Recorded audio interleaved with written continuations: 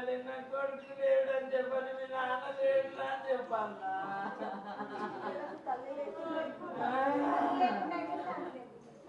నాయనా నానా నానా నా తండ్రి నేనేం చేయాలి? నేనేం చేయాలి? అంటే బి సంతోషేనా అంటే బియ్యా మీ ఇంటి పేరు? మరి ఆయనకి ఏం కాలేదని చెప్తున్నారు? కుంభమేళా దైవ దర్శనానికి వెళ్ళి తిరిగి వస్తున్నటువంటి సమయంలో మినీ బస్సు బోల్తా కొట్టడంతో ఒక్కసారిగా అందులో ఉన్నటువంటి 9 మంది వ్యక్తులు నాచారానికి సంబంధించినటువంటి వాళ్ళుగా తెలుస్తుంది. అందులో 7 అక్కడికక్కడే మృతి చెందగా మరో 2కి గాయాలు కావడంతో వాళ్ళని హాస్పిటల్కి తీసుకువెళ్లారని చెప్తున్నారు. ప్రస్తుతం వాళ్ళ కుటుంబ సభ్యులంతా కూడా విషాద ఛాయలు నెలకొన్నాయి. ఎందుకు అనంటే ఎంతో దైవ దర్శనానికి వెళ్ళి తిరిగి వస్తారు అని అనుకున్నటువంటి వాళ్ళు ఇక తిరిగి రాలేదు అని తెలుసుకున్నటువంటి వాళ్ళు ఒక్కసారిగా కుప్పకూలిపోయారు. ఇది చాలా బాధాకరం అనే చెప్పాలి.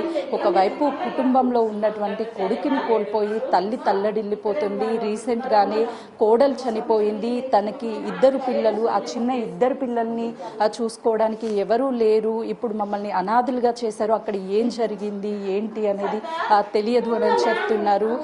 ఒకవైపు స్పృహ కోల్పోయి వాళ్ళు ఎంత తల్లడిల్లిపోతున్నారంటే ఆ బాధ వర్ణాతీతం అనే చెప్పాలి. ప్రస్తుతం చెప్పమ్మా, రీసెంట్ గానే ఒకవైపు కోడల్ని కోల్పోయారు, మరోవైపు ఈరోజు కొడుకు ఏమైందో తెలియదు. నా కొడుకు పోయిండు కదా, నేనేం చెప్పాలమ్మ? ఇంకా కోడలు పోయింది, కొడుకు పోయిండు, నా పిల్లలు అనాథలు అయిపోయిండ్రమ్మా. నా పిల్లలు, నాకు 2 మన్మలు, నా పిల్లలు నన్ను తీసుకుపోయి అన్ని బతికించుంటే బాగుండమ్మా. నా కొడుకు బంగారం అమ్మాడు, దేవుడేనమ్మా, వాడు దేవుడు. నా కొడుకు దేవుడమ్మా. చివరిగా ఎప్పుడు మాట్లాడారమ్మా? నేను రాత్రి మాట్లాడినమ్మా. రాత్రి మాట్లాడితే అమ్మ ఇంకా తానాలు అయిపోయినాయి, బయలుదేరినామమ్మ అంటే జాగ్రత్త బిడ్డ, మెల్లగా రండి, ఏం తొందర లేదని చెప్పినమ్మా. పొద్దుగాల 7:30కు ఫోన్ చేసిన, 7 గంటలకు చేస్తే ఎత్తలేదు ఫోను. ఇక మా బిడ్డ చేసింది పెద్ద ఆమె, అన్న 7:30 అన్న అని చేస్తే వెళ్తున్నామమ్మ, చాయ్ తాగేటందుకు పోయినామన్నాడు అంట. అంతే. ఇక తనతో పాటు ఎవరన్నా వెళ్ళారా అమ్మ? అసలు మాట్లాడారా వాళ్ళతో? అక్కడ ఏం జరిగింది? ఇప్పుడు బాబు ఎలా ఉంది అని? ఇప్పుడు వీళ్ళ ఆడబిడ్డ కొడుకు పోయిండు, అక్కడనే అది కుంభమేళకే పోతుంటే అదే ప్లేసులు ఉంటే ఆయనకు ఫోన్ చేసినాం. చేస్తే జరవో మామ గిట్ల ఉన్నాడట అంటే ఇంకా వీళ్ళ నాన్న ఆయన మాట్లాడండి వీళ్ళ నాన్న. ఇంకా వాళ్ళు ఏడుండ్రో తెలియదు అన్నాడు ఆయన. బాలకృష్ణ అని కొమ్మట ఆయన మేమిద్దరం ఈ హాస్పిటల్నే ఉన్నాము, మేము బాగానే ఉన్నాను, కాలు ఫ్రాక్చర్ అయ్యింది అన్నాడు ఆయన. నవీను మాట్లాడండి మా అల్లుడు. నా కొడుకు మాట్లాడలే. ఇక నా కొడుకు కేవలము మీ బాబుకి గాయాలు మాత్రమే అయ్యాయి, హాస్పిటల్లో అడ్మిట్ చేశారు, ఏం కాలేదు అని చెప్తున్నారు. మీకు ఎవరైనా చెప్పారా అలా? చెప్పలేదు, అట్లా చెప్పలేదు. నా కొడుకు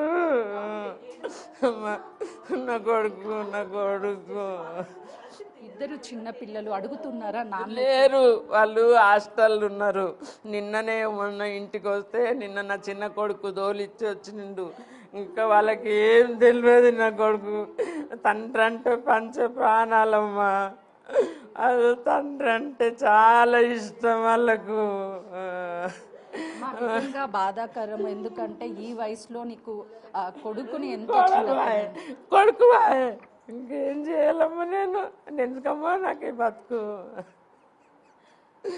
ఎందుకమ్మా నాకు? పిల్లలకి చెప్పారా అమ్మ? ఇంకా చెప్పలేదు.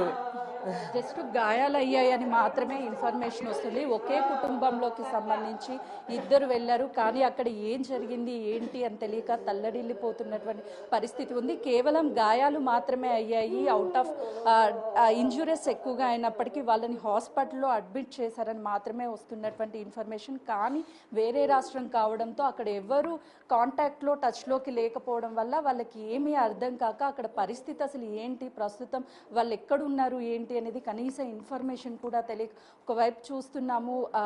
ఆ బాధ వర్ణాతీతం అనే చెప్పుకోవచ్చు. దేవుడికి ప్రార్థించడం తప్ప చేసేది ఏమీ లేదు, ఏమీ అయి ఉండదు అని చెప్పేసి వాళ్ళు అనుకుంటున్నప్పటికీ కానీ అక్కడ సిచ్యువేషన్ ఏ విధంగా ఉంది ఏంటి అనేది అర్థం కాక తల్లడిల్లిపోతున్నారు. తల్లి ఒకవైపు మనవళ్ళకి తల్లిని కోల్పోయారు, ఇప్పుడు తండ్రిని కోల్పోయారు, పిల్లలకి ఏమని చెప్పాలి, నాన్న ఎక్కడున్నాడు అని అడిగితే నేను ఏం చెప్పాలి అంటున్నారు. వీళ్ళు ఇప్పుడుకి ఈ కుటుంబ సభ్యులు తొందరగా ఎంత వీలైతే అంత త్వరగా ఇంటికి పంపించండి, మా పిల్లలు ఎలా ఉన్నారో, మా కొడుకులు ఎలా ఉన్నారో, మా భర్త ఎలా ఉన్నాడు అని చెప్పేసి ఒక్కొక్క కుటుంబంలో ఒక్కొక్క బాధాకరం అని చెప్పాలి. ఎంతో 2 రోజుల పాటు ఫ్రెండ్స్తో కలిసి కుంభమేళాకి వెళ్ళి దర్శనం చేసుకొని తిరిగి వస్తున్నటువంటి సమయంలో ఈ పరిస్థితి రావడంతో వీళ్ళంతా కూడా ఏం చేయాలో తెలియనటువంటి పరిస్థితి ఉంది. ఒకవైపు తల్లి తల్లడిల్లిపోతుంది, మరోవైపు అక్క, వీళ్ళంతా ఒక కుటుంబ సభ్యులు వాళ్ళు కావడంతో అక్కడ నుంచి ఎలాంటి ఇన్ఫర్మేషన్ వస్తుంది, ఎప్పుడు ఏం తెలుస్తుందో అర్థం కాక అయోమయంలో వాళ్ళు తల్లడిల్లుతున్నారు. మరొక వైపు వాళ్ళకి అసలు ఎవరైనా సమాచారం ఇచ్చారా ఏంటి అని అడుగుదాం. మీకు ఎవరైనా సమాచారం ఇచ్చారంటే అసలు కాంటాక్ట్ అయ్యారా? ఫస్ట్ ఎవరో ఫోన్ చేసి మా చిన్నమామ నంబర్ పంపమనంటే ఏదో హాస్పిటల్ వచ్చింది. దాని తర్వాత అంటే ఇంటి దగ్గరికి ఎవరో వచ్చి ఇలా అని చెప్పారు.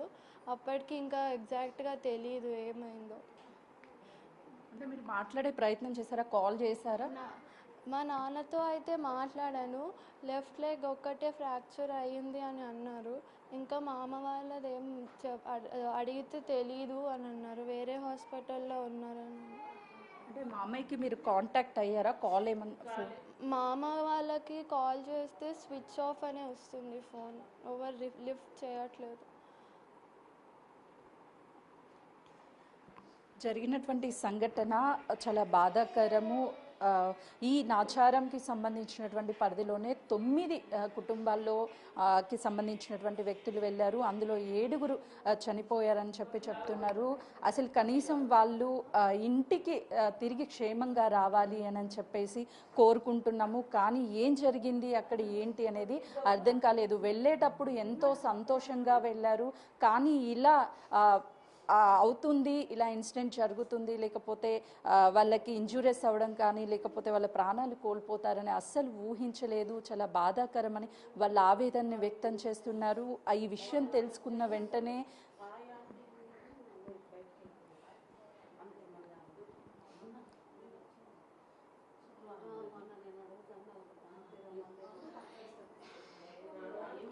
నాచారం ప్రాంతంలో నుంచి కార్తికేయ నగర్ నుంచి 7 మొత్తం వెళ్ళారు. అంతా కూడా ఫ్రెండ్స్ అని చెప్తున్నారు.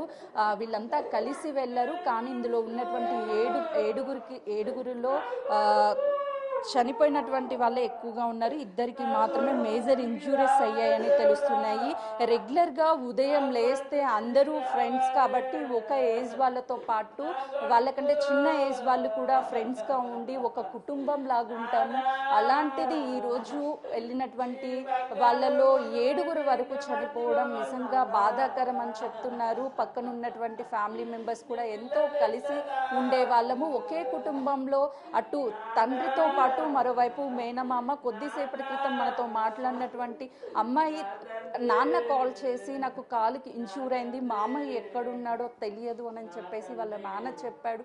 కాల్ చేస్తే ఫోన్ స్విచ్ ఆఫ్ వస్తుంది అని తన చెప్తున్నారు. మరోవైపు పక్కనే ఒకే కాలనీకి సంబంధించినటువంటి వీళ్ళు అందరం కలిసి వెళ్దాము, ప్రయాగకి వెళ్దాము, అక్కడ జాలీగా గడపడంతో పాటు ఈ దైవ దర్శనం కూడా చేసుకున్నట్లుంటుంది అని అందరూ కలిసి వెళ్ళారు. కానీ తిరిగి వచ్చేటటువంటి సమయంలో వాళ్ళ స్నేహం అక్కడ కూడా విడిపోలేదనే చెప్పాలి.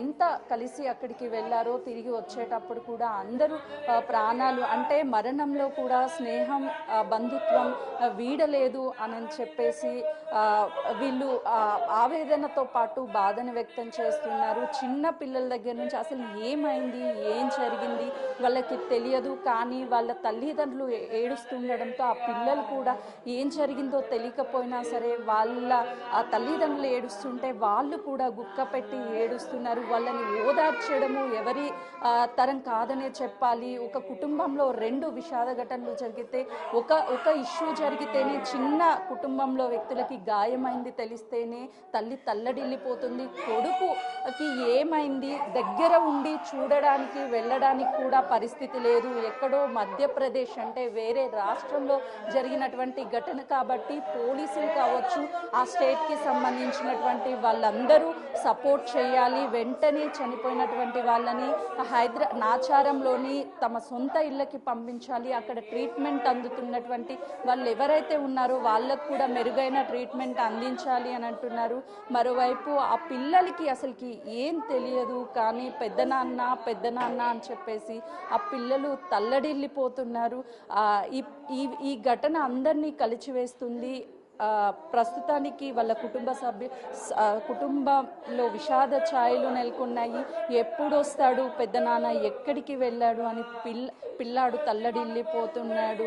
రోజు వాళ్ళ పెద్దనాన్నతో ఆడుకుంటున్నటువంటి పిల్లలు ఈరోజు పెద్దనాన్న ఎందుకు ఏడుస్తున్నారు అందరూ అని అర్థం కాక పెద్దనాన్న కావాలి అంటూ ఆ పిల్లోడు అడుగుతుంటే కుటుంబ సభ్యులు గుండె పగిలిపోతుంది. ఏం చెప్పాలి, అసలుకి ఏం చెయ్యాలి, ఏం జరిగిందని చెప్తే పిల్లలకి ఏం అర్థమవుతుంది అని వాళ్ళ బాధని వ్యక్తపరచలేక వెంటనే సతీష్ ఎక్కడున్నా సరే క్షేమంగా తిరిగి ఇంటికి రావాలి అని ఒకవైపు తల్లి అక్క ఇద్దరు కోరుకుంటున్నారు. వెళ్ళినటువంటి 2 కుటుంబ సభ్యులు ఒకరికి పరిస్థితి బాగానే ఉంది, మరొక వ్యక్తి పరిస్థితి ఏంటి అని తెలియక తల్లడిల్లిపోతున్నారు ఇక్కడ.